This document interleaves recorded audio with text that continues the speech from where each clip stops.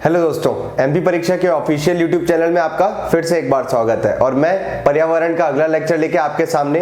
तो सबसे पहले जो हमने स्टार्ट किया है अपना क्वेश्चन वाला सिलसिला, आज का क्वेश्चन देख लेते हैं। प्रश्न है हमारे सामने, निम्नलिखित में से एक वृक्ष नहीं है, जिसके चार ऑप्शन हो गए हमारे पास, पीपल, सुंदरी, केला और कीकर। ठीक है, तो ये जो सवाल है इसका जो उत्तर है मैं आपको वीडियो के एंड में बताऊंगा। हम आज का जो टॉपिक हम स्टार्ट करने वाले हैं हमारे पेड़ और पौधे, उनके बारे में बात करते हैं। देख लेते हैं कि पेड़ और पौधे क्या होते हैं, उनका वर्गीकरण किस प्रकार से किया गया है ना, क्या क्या उसके महत्व होते हैं, इनके बारे में आज हम लोग विस्तृत जानकारी पढ़ेंगे। तो चलिए बढ़ते हैं अपने वीडियो की ओर और देखते हैं सबसे पहले पेड़ पौधे क्या होते हैं। तो दोस्तों, अगर पेड़ पौधे की बात की जाए, जो टॉपिक है हमारा आज का पेड़ और पौधे, इनकी अगर बात की जाए, अगर इनकी हम बात करते हैं तो इसमें सबसे पहली चीज हमें क्या ध्यान में रखना है, ये जो पेड़ और पौधे हैं ये हमारे जीवन का बहुत ही महत्वपूर्ण अंग है ना। क्यों? क्योंकि इससे हमें जितने भी भोजन पदार्थ हैं, जितने हमारे फल हैं, ये सब हमें किससे मिलते हैं? पेड़ पौधे वृक्ष, इनसे ही मिलते हैं, है ना। हमारे जो जीवन में सबसे ज्यादा उपयोगी है सांस लेने के लिए वो है ऑक्सीजन, और ऑक्सीजन का सबसे बड़ा भंडार किसके पास है? पेड़ पौधे के पास। ये हमेशा प्रकाश संश्लेषण से क्या करते हैं? हमारे लिए ऑक्सीजन का उत्पादन करते हैं, जो हम लेते हैं, है ना। बल्कि हम अपितु CO2 देते हैं, जिसका भक्षण कौन करता है? हमारे पेड़ पौधे करते हैं। तो अगर पेड़ पौधे की बात की जाए तो ये क्या होते हैं? एक स्थिर जीव होते हैं, ये इनमें भी जान होती है ना। ये एक स्थिर जीव होते हैं। फिर दूसरी इंपॉर्टेंट बात इनके अगर हम ध्यान में रखें इनके ऊपर, तो क्या ये अपना भोजन स्वयं बनाते हैं, ये अपना भोजन स्वयं बनाते हैं। कुछ अलग प्रकार के भी पेड़ पौधे होते हैं जो अपना भोजन नहीं बना पाते हैं, वो किस प्रकार के होते हैं जब हम वर्गीकरण पढ़ेंगे तब हम उनके बारे में पढ़ेंगे। तो ये हो गया हमारा भोजन। और सबसे इंपॉर्टेंट चीज इसमें क्या ध्यान में रखने की है? प्रकाश संश्लेषण। ये जो विधि होती है इसी की मदद से, जी हाँ दोस्तों, इसी की मदद से हमारे लिए जो ऑक्सीजन है, जिसे इंग्लिश में फोटोसिंथेसिस भी कहा जाता है, ऑक्सीजन हमारे को उपलब्ध हो पाती है। ठीक है, तो ये बात हो गई पेड़ और पौधे की। अब हम बात कर लेते हैं इसके वर्गीकरण की, कि पेड़ और पौधों को अलग अलग किस तरीके से बांटा गया है, उनका वर्गीकरण किस प्रकार से किया गया है। तो एक एक करके हम उनका वर्गीकरण देखेंगे। तो चलिए बढ़ते हैं अपने वर्गीकरण की ओर। चलिए दोस्तों, तो सबसे पहले हम सबसे पहला वर्गीकरण देख लेते हैं। तो सबसे पहला वर्गीकरण है हमारा भौतिक आधार पे, है ना, आकार के आधार पर पेड़ पौधों का वर्गीकरण किस प्रकार से किया गया है वो हम देख लेते हैं। तो इसमें पेड़ और पौधों का वर्गीकरण अगर मैं बात करूं, सबसे पहले अगर मैं बात करूं भौतिक संरचना, या मान सकते हैं भौतिक, या इसको आकार के हिसाब से मान लेते हैं, आकार के आधार पर। जब मैं इनकी बात करूंगा भौतिक या आकार के आधार पर, तो वृक्षों को चार प्रकार से बांटा गया है, जिसमें सबसे पहला है हमारा शाख। ठीक है, दूसरी मैं बात करता हूं तो आ जाता है झाड़ी, तीसरा होता है इसमें वृक्ष, और चौथा लताएं। तो ये चार अलग अलग प्रकार होते हैं जिन पे वृक्षों का वर्गीकरण किया गया है। जिसमें अगर शाख की बात करूं तो इसे क्या कहते हैं? इसे क्या कहते हैं? हर्ब्स। इसे हर्ब्स भी कहते हैं। ये हमारा श्रब्स हो जाते हैं, ये ट्री, और ये आता है क्रीपर के अंदर। आइए एक एक करके सबको देख लेते हैं दोस्तों। जो ये शाख या हर्ब ये जो होते हैं, ये बहुत ही छोटे पौधे होते हैं। इनकी विशेषताएं हम लिख लेते हैं कि सबसे पहली विशेषता क्या है इसकी, कि बहुत ही छोटे पौधे होते हैं, है ना। इनका जो तना होता है या जड़ जो होती है बहुत ही कोमल होती है, कोमल तना होता है इनका। ये दिखने में बहुत ही छोटे होते हैं, है ना। अगर मैं झाड़ी की बात करूं तो ये झाड़ी जो होती है ये शाख से थोड़े बड़े होते हैं, मतलब ये शाख से बड़े होते हैं। ठीक है, और इनका जो तना है वो थोड़ा सा ठोस होता है, ठोस तना होता है इसका, है ना। ये हरे रंग के होते हैं, ये भूरे रंग के हो सकते हैं। फिर बात करूं वृक्ष की, तो वृक्ष सबसे बड़े होते हैं, है ना, और इनका जो तना है वो सबसे ज्यादा मजबूत होता है, एकदम ठोस होता है। ये तो हो गई हमारी शाख, झाड़ी और वृक्ष की बात। अगर मैं लताएं की बात करूं, क्रीपर्स, तो ये वैसे ऐसे वृक्ष होते हैं या ऐसे पेड़ पौधे होते हैं ये जिनकी ये ऐसे पेड़ पौधे होते हैं जो दूसरों की सहायता से, दूसरों मतलब या तो किसी पेड़ की या किसी अन्य सहायक चीज की मदद से ये क्या करते हैं, ये अपना विकास कर पाते हैं। तो इसके बारे में हम लोग अभी थोड़ी देर से पढ़ेंगे। पहले मैं इनके एग्जांपल्स बता देता हूं कि शाख, झाड़ी या वृक्ष अगर होते हैं तो इनके एग्जांपल्स हम लोग देख लेते हैं। तो अगर बात करें शाख की, तो आपने देखा होगा मेथी इसका हो सकता है उदाहरण, है ना। मेथी और जैसे मेथी जैसे पेड़ पौधे होते हैं वो सब शाख की कैटेगरी में आ जाते हैं। अगर मैं श्रब की बात करूं तो नींबू का पेड़, आपने देखा होगा नींबू का पेड़, गुलाब का पेड़, ये सब किसके अंतर्गत आ जाता है, ये सब आ जाते हैं झाड़ी के अंतर्गत। क्योंकि आपने देखा होगा कि जो मेथी और पालक, ये धनिया जो ये होती हैं, ये इतनी सी हाइट तक बढ़ती हैं, इससे ज्यादा ये बढ़ नहीं पाती हैं। इतने में ही हम इनका काट लेते हैं और इनको खाने में इस्तेमाल कर लेते हैं। और जब बात करते हैं झाड़ी, इनकी जब बात की जाती है तो आपने देखा होगा कि इनके पेड़ इतनी यहां से लेके यहां तक बड़े होते हैं, और जो पेड़ होते हैं, जो वृक्ष होते हैं, उनकी लंबाई बहुत ज्यादा अधिक होती है। और जो अगर मैं वृक्ष की बात करूं तो वृक्ष में हमारा एग्जाम्पल हो सकता है आम, पीपल, नीम, ये सब किस में आ जाएंगे, हमारे वृक्ष में आ जाएंगे। ठीक है, अब हमारा बचता है लताएं। चलिए लताएं भी देख लेते हैं। मैं ये रब कर देता हूं पहले। तो चौथा हो गया हमारा लताएं, या जिसे हम कह सकते हैं क्रीपर। दोस्तों ध्यान में रखने वाली चीज क्या है कि इनको दो प्रकार से और जाना जाता है, दो प्रकार से बांटे गए हैं, है ना। जिसमें सबसे पहले क्लाइंबर होते हैं और दूसरे रनर होते हैं। हिंदी में कह लिया जाए तो ये होता है विसर्पी लता,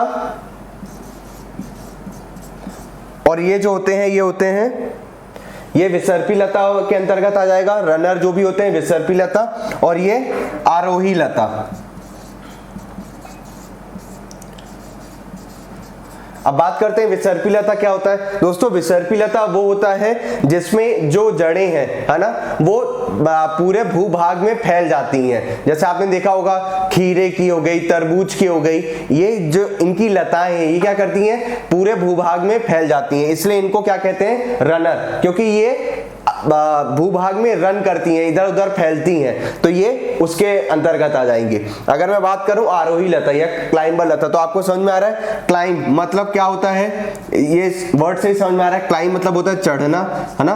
तो ये इस प्रकार की जो लताएं होती हैं ये किसी सहायक की मदद से ये बड़ी की जाती हैं, इनको चढ़ाया जाता है। आपने एग्जाम्पल देखा होगा घर में, आपने देखा होगा मनी प्लांट वगैरह जैसे पौधे जो होते हैं वो किसका उदाहरण होते हैं, वो क्लाइंबर क्रीपर यानी आरोही लता का ही एक तरीके से उदाहरण होता है ना। आपने देखा होगा, तो ये आ जाएगा इसमें, मतलब इसमें हम लोग मनी प्लांट के पौधे मान सकते हैं। और यहाँ पे हमारा क्या आ जाएगा, खीरा, तरबूज, तो ये सब किसके अंतर्गत आ गया, ये विसर्पी लता के अंतर्गत आ गया, और ये सब किसके अंदर आ गया, आरोही लता के अंतर्गत। ठीक है, तो ये तो हो गया हमारा भौतिक या आकार के आधार पर वर्गीकरण। अब हम दूसरे प्रकार पे चलते हैं कि किस प्रकार से और पेड़ और पौधों का वर्गीकरण किया गया है। चलिए दोस्तों, अब हम बात करते हैं दूसरे वर्गीकरण की, क्षेत्र के आधार पर वर्गीकरण। तो हम देख लेते हैं दूसरा हमारा प्रकार, क्षेत्र के आधार पर पेड़ पौधों का वर्गीकरण, है ना। तो देख लेते हैं क्षेत्र के आधार पर। तो क्षेत्र के आधार पर दोस्तों पेड़ पौधों का चार तरीके से वर्गीकरण किया गया है, जिसमें सबसे पहला है हमारा जलोदभिद।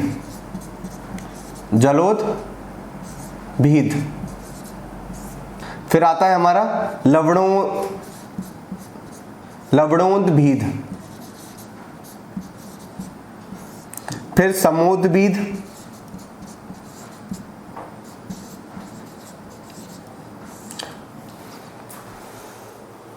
और अंत में आता है हमारा मरूदभिद।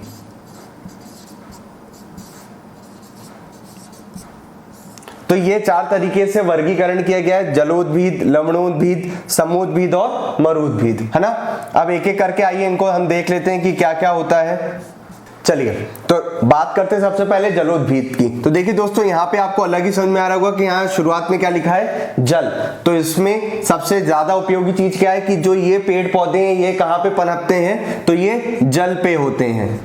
जल में उगने वाले जो पौधे होते हैं वो कहलाते हैं जलोद्भिद। ऐसी जगह जहां पे जल की मात्रा ज्यादा है वहां पे अक्सर हमें किस प्रकार के पेड़ पौधे देखने को मिलते हैं, जलोद्भिद, है ना।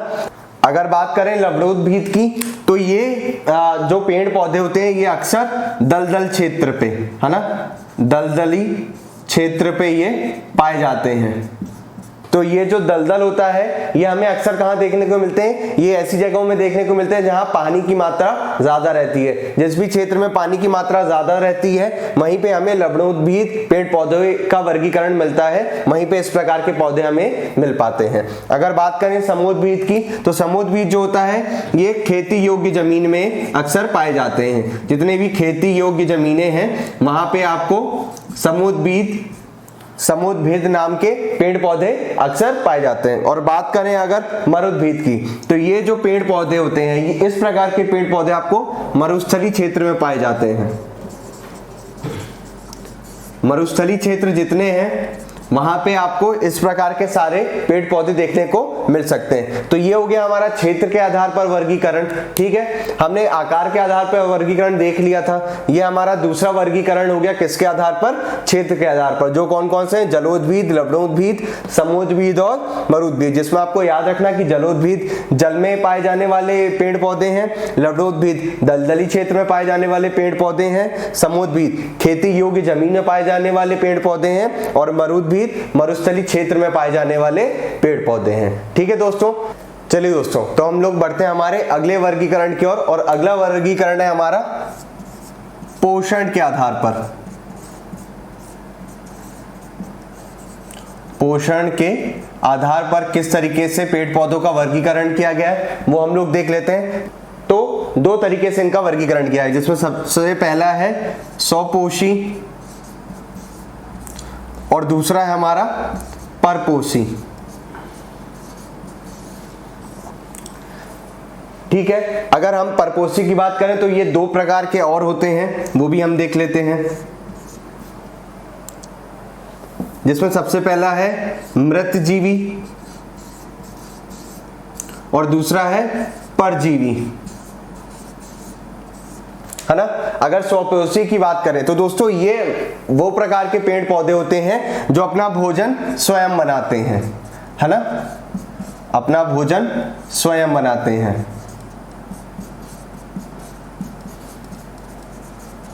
अक्सर ये भोजन अपना किस प्रक्रिया के उसमें बनाते हैं, तो ये प्रकाश संश्लेषण से अपना भोजन बनाते हैं, है ना। तो ये जो स्वपोषी होते हैं ये भोजन स्वयं बनाते हैं। ठीक है, और जो ये परपोषी होते हैं ये वे प्रकार के पेड़ पौधे होते हैं जो अपना भोजन स्वयं नहीं बनाते हैं, अपितु ये दूसरों पर निर्भर करते हैं अपने भोजन के लिए। तो इसमें क्या ध्यान रखना है कि ये भोजन के लिए दूसरों पर निर्भर करते हैं। ठीक है, दूसरों पर निर्भर करते हैं, जिसके दो अलग अलग प्रकार हैं, एक है मृतजीवी और एक है परजीवी। अगर मैं मृतजीवी की बात करूं तो ये वे प्रकार के पेड़ पौधे होते हैं जो मरे हुए पेड़ पौधे, है ना, जो दूसरे पेड़ पौधे हैं जो मर गए हैं उनका भक्षण करके अपना भोजन बनाते हैं। और अगर मैं बात करूं परजीवी की, तो परजीवी ऐसे वृक्ष या ऐसे पेड़ पौधे होते हैं जो अपना भोजन जीवित पेड़ पौधों की मदद से बनाते हैं, है ना। तो जितने भी जीवित पेड़ पौधे हैं उनकी मदद से अगर अपना भोजन बना रहे हैं, है ना, उनका भक्षण करके अगर अपना भोजन बना रहे हैं तो वो किसके अंतर्गत आ जाएंगे, हमारे परजीवी के अंतर्गत आ जाएंगे। तो ठीक है, तो ये हो गया दोस्तों हमारा पोषण के आधार पर, है ना, जिसमें हमने पढ़ लिया स्वपोषी पढ़ लिया, हमने परपोषी पढ़ लिया। और परपोषी के अंदर दो आते हैं, एक आता है मृतजीवी, मरे हुए पेड़ पौधों पे निर्भर करता है और उनसे अपना भोजन बनाता है, और जो परजीवी होते हैं ये जो पेड़ पौधे जीवित हैं उनके ऊपर निर्भर करते हुए अपना भोजन बनाता है। तो ये तो होगा हमारे पेड़ पौधों का वर्गीकरण। तीनों वर्गीकरण हमने देख लिया, आधार के हिसाब से देख लिया, है ना, हमने क्षेत्र के हिसाब से देख लिया और हमने पोषण के हिसाब से देख लिया। ये तीनों आधार पे हमने देख लिया कि पेड़ और पौधों का वर्गीकरण किस प्रकार से किया गया है। अगर एग्जाम में आपको इससे रिलेटेड कोई भी क्वेश्चन देखने को मिल जाता है और अगर वो डायरेक्ट पूछता है कि किस वर्गीकरण पे आधार है इसका, तो आपको बता सकते हैं कि 3 प्रकार होते हैं। सबसे पहला होता है हमारा आकार, ठीक है, जो आपको ध्यान में रखना है। दूसरा है हमारा क्षेत्र पे आधारित और तीसरा है हमारा पोषण पे आधारित। तो ये 3 ही वर्गीकरण है जो पेड़ पौधों के लिए दिए गए हैं, है ना। अगर इनके ऊपर बेस्ड कोई भी क्वेश्चन आता है तो आप उसको आराम से सॉल्व कर सकते हैं। चलिए दोस्तों, तो अब हम प्रमुख स्थानीय पेड़ पौधे इनके बारे में भी एक नजर दौड़ा लेते हैं, देख लेते हैं कि ये क्या होते हैं। अक्सर कभी कभी आपके एग्जाम में इनसे रिलेटेड सवाल भी आपको देखने को मिल सकते हैं। जिसमें अगर मैं बात करूं सबसे पहले बरगद की, है ना, तो ये काफी एक विशाल वृक्ष होता है। आपने देखा होगा कि इसकी जो शाखाएं होती है ना, जो इसमें अलग अलग शाखाएं निकलती हैं, उसमें से भी जड़ें निकलती हैं। अक्सर लोग उसमें झूला बना के झूलते भी हैं, कुछ लोग उसको, बच्चे छोटे छोटे क्या करते हैं, इसे पकड़ के उससे झूलते हैं, है ना। तो ये आपने अक्सर देखा होगा, पिक्चरों में देखा होगा आपने ये। तो वो जो बरगद होता है उसमें से जो शाखाओं से जो जड़ निकलती है उसे क्या कहते हैं, उसे टैप रूट भी कहते हैं, उसे टैप रूट भी कहते हैं, या हिंदी में अगर हम कहें तो इसको स्तंभ जड़ें कहते हैं, स्तंभ जड़। तो ये इस प्रकार के सवाल आपको देखने को मिल सकते हैं। एग्जाम में आपसे पूछा जा सकता है कि जो टैप रूट है वो किस पेड़ से अगर मिलती है, तो आपको पता होना चाहिए टैप रूट या स्तंभ जड़ किससे मिलती है, हमें बरगद के पेड़ से मिलती है। तो बरगद का पेड़ विशाल का ही होता है और इसकी जो शाखाएं होती हैं उससे जो जड़ें निकलती हैं उसे क्या कहते हैं, स्तंभ जड़ कहते हैं, ठीक है। अगर मैं बात करूं क्रोटन की, तो दोस्तों ये बहुत ही उपयोगी पेड़ होता है। इसे कहां लगाते हैं दोस्तों, इसे अक्सर है ना खेती किसानी, जो भी जमीन में हम खेती कर रहे हैं ना, वहां अक्सर इसे लगाया जाता है। ये क्या करता है, इसके लगाने का फायदा ये है कि ये जब भी लगाया जाता है फसलों के साथ, तो ये बताता है कि पानी की कमी कब है कब नहीं है ना। जब भी पानी की जरूरत पड़ती है फसलों के अंदर तो ये बता देता है। तो कैसे पता चलता है दोस्तों, तो ये क्या करता है, जैसे ही फसलों में पानी की कमी हो जाती है तो ये जो पौधा रहता है ये अपने आप क्या होता है, मुरझा जाता है। जब ये मुरझा जाता है तो पता चल जाता है कि जो हमारी फसल है उसको पानी और ज्यादा लग रहा है, तो हम वहां पे पानी अपना सींच सकते हैं। तो ये उस तरीके से खेती किसानी में बहुत उपयोगी एक तरीके का पेड़ पौधा है। तो आपको ये याद रखना है, अरे एग्जाम में अगर आपके आ जाए कि खेती किसानी से जुड़ा सबसे ज्यादा उपयोगी पेड़ कौन सा है और वो ऑप्शन दे, तो आपको पता होना चाहिए कि उसका उत्तर क्या है, क्रोटन है, ठीक है। केले की बात कर लेते हैं दोस्तों। तो केला एक ऐसा वृक्ष होता है ना, जिसका हम फल भी खाते हैं और इसके फूल भी। ये दोनों क्या करते हैं, हम इसको भोजन में इसका उपयोग करते हैं। इसका आपने तना देखा होगा जो बहुत ही कमजोर होता है लेकिन हरे रंग का होता है। अक्सर आपने केले के पेड़ देखे होंगे, है ना, हमें उसमें क्या होता है कि जो उसके फल और फूल रहते हैं वो दोनों ही भोजन का काम करते हैं। फिर बात कर लेते हैं हम लोग खेजड़ी की, ठीक है। तो दोस्तों खेजड़ी एक ऐसा वृक्ष है जो कहां पाया जाता है, ये रेगिस्तानी क्षेत्रों में पाया जाता है ना। ये रेगिस्तानी क्षेत्रों में पाया जाता है। इसमें क्या होता है कि इसको अधिक मतलब ज्यादा से ज्यादा इसको पानी की जरूरत नहीं रहती है। और ध्यान में रखने वाली चीज क्या है कि इसकी है ना फलियों की सब्जी खाई जाती है। अक्सर रेगिस्तानी क्षेत्र में जब भी आप जाएंगे तो आपको ये पेड़ देखने को मिलेगा। इसकी जो छाल होती है उससे दवाइयां बनती हैं इसके, और कहते हैं कि खेजड़ी की जो लकड़ी होती है उसमें कभी भी कीड़े नहीं लगते हैं। आपने देखा होगा कि बहुत सारी लकड़ियां होती हैं उसमें घुन लग जाती है ना, वो उसमें धीरे धीरे आपने देखा होगा पाउडर जैसा निकलने लगता है। लेकिन जो खेजड़ी की लकड़ी होती है इसमें किसी प्रकार का कोई भी कीड़ा नहीं लगता है और ये एक छायादार वृक्ष होता है। तो आपको ध्यान में रखना है कि इसकी लकड़ी में कभी भी लकड़ी में कीड़े नहीं पड़ते हैं, है ना। ये छायादार होता है और ये कहां पाया जाता है, ये रेगिस्तानी क्षेत्र में पाया जाता है, ठीक है। अगर मैं बात करूं रेगिस्तानी ओक की, तो दोस्तों ये जो वृक्ष होता है इसकी जो जड़ें रहती हैं ये बहुत नीचे तक रहती हैं और ये काफी मजबूत वृक्ष होता है ना। ये पानी में भी स्थिर रह सकता है। और क्या होता है, ये कहां ज्यादातर पाया जाता है दोस्तों, तो ये ज्यादातर पाया जाता है ऑस्ट्रेलिया में। ऑस्ट्रेलिया क्षेत्र में ये अधिकतर पाया जाने वाला वृक्ष है। इसमें क्या होता है कि ये है ना पानी को सोख लेता है ना। इसमें लोग क्या करते हैं, फिर वो जो इसकी पत्तियां रहती हैं उसमें पतला पाइप डालकर वो पानी निकालते हैं। तो अक्सर आपने एक टीवी सीरियल ज्योग्राफी में देखा होगा जो आता रहता है हमारा मैन वर्सेस वाइल्ड वाला, उसमें ये चीज आपको देखने को मिल सकती है। जो उसमें हमारे होस्ट रहते हैं वो कभी भी अगर रेगिस्तानी एरिया में फंस जाते हैं तो वो अक्सर वो इस पानी से ही मतलब इस पेड़ से ही पानी निकाल के पीते हैं। आपने देखा होगा कई एपिसोड्स में उन्होंने ये किया भी है। फिर हम बात कर लेते हैं घटपर्णी या निपेंथिस की। तो दोस्तों ये एक ऐसा पौधा होता है जिसे कीट भक्षी भी कहते हैं। क्या कहते हैं इसको? कीट भक्षी, है ना।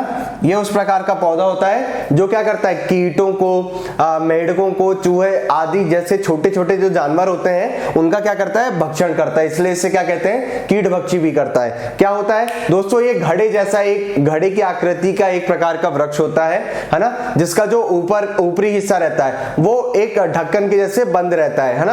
आपने देखा होगा अक्सर ऐसा करके इसका ये ढक्कन जैसा वो रहता है और ये पेड़ ऐसा कुछ दिखने में होता है ना। तो ये जो पेड़ होता है ये घटपर्णी का होता है। क्या होता है कि ये जब ओपन होता है तो यहां से ना इसके पेड़ से एक बहुत ही आकर्षक खुशबू ये छोड़ता है, जिससे आकर्षित होके जितने भी हमारे छोटे मोटे कीट हैं, मेढक हैं, चूहे हैं, ये इसकी ओर आकर्षित होते हैं और ये फिर उनका भक्षण करके अपने वृक्ष में क्या करता है, नाइट्रोजन की कमी को पूरा करता है। जो नाइट्रोजन की मात्रा है पेड़ में उसको क्या करता है, पूरी तरीके से पूर्ण करता है। और इसमें प्रकाश संश्लेषण भी होता है, लेकिन नाइट्रोजन की कमी की वजह से ये क्या करता है, इनका भक्षण करता है ताकि इसमें नाइट्रोजन की कमी कभी भी नहीं रहे। तो ये हो गया दोस्तों हमारा, आज हमने पढ़ लिया कि पेड़ पौधे क्या होते हैं, उनका वर्गीकरण देख लिया हमने, उनका आकार के आधार पर देख लिया, क्षेत्र के आधार पर देख लिया, पोषण के आधार पर देख लिया, और ये कुछ प्रमुख स्थानीय पेड़ पौधे हैं जिनके बारे में आपको जानकारी होनी चाहिए, है ना,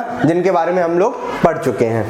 चलिए दोस्तों, तो हम देख लेते हैं इससे जुड़े कुछ सवाल जो हमने वीडियो देखा है, पढ़ा है। उसमें जैसे सवाल आया था आपके एग्जाम में एक बार कि खेजड़ी एक छायादार वृक्ष है, यह मुख्यतः किस भौगोलिक क्षेत्र में पाया जाता है। देखिए मैं आपको बता रहा था ना कि ऐसे क्वेश्चन आपके इंपॉर्टेंट है, आपके एग्जाम में आ सकते हैं। तो ये आपके एग्जाम में आया हुआ क्वेश्चन है और इसका सही उत्तर क्या होगा दोस्तों, तो इसका सही उत्तर होगा रेगिस्तानी क्षेत्र। तो किस भौगोलिक क्षेत्र में आते हैं, तो रेगिस्तानी क्षेत्र के अंतर्गत आपको खेजड़ी नामक जो वृक्ष मिल पाएगा।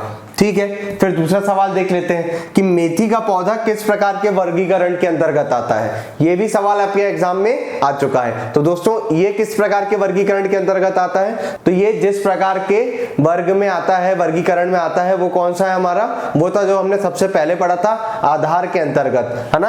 आधार जो हमारा वर्गीकरण था उसके अंतर्गत इस प्रकार के पौधे पाए जाते हैं। और ये किसके अंतर्गत आता है, ये शाक, है ना, जो हमने हर्ब पढ़ी थी, ये उस वर्गीकरण के अंतर्गत आता है। ठीक है, फिर हम बात करते हैं हमारे वो क्वेश्चन की जो हमने सबसे पहले लिखा था कि निम्नलिखित में से कौन, इसमें से एक पेड़ नहीं है ना। तो उसका सही उत्तर क्या होगा, तो उसका सही उत्तर होगा दोस्तों केकरी, है ना। केकरी एक किसी प्रकार का कोई पेड़ पौधा या वृक्ष नहीं होता है। ठीक है, तो ये आपको ध्यान में रखना है। तो दोस्तों आपको ये हमारा वीडियो कैसे लगा, इसको लाइक करें, कमेंट करें और एमपी परीक्षा के ऑफिशियल यूट्यूब चैनल से जुड़े रहने के लिए धन्यवाद। दोस्तों ऐसी और वीडियोस के लिए अभी सब्सक्राइब कीजिए एमपी परीक्षा चैनल को और बेल आइकन दबाना ना भूलें। और अगर आप किसी भी एग्ज़ाम की तैयारी कर रहे हैं तो अभी डाउनलोड करें परीक्षा ऐप।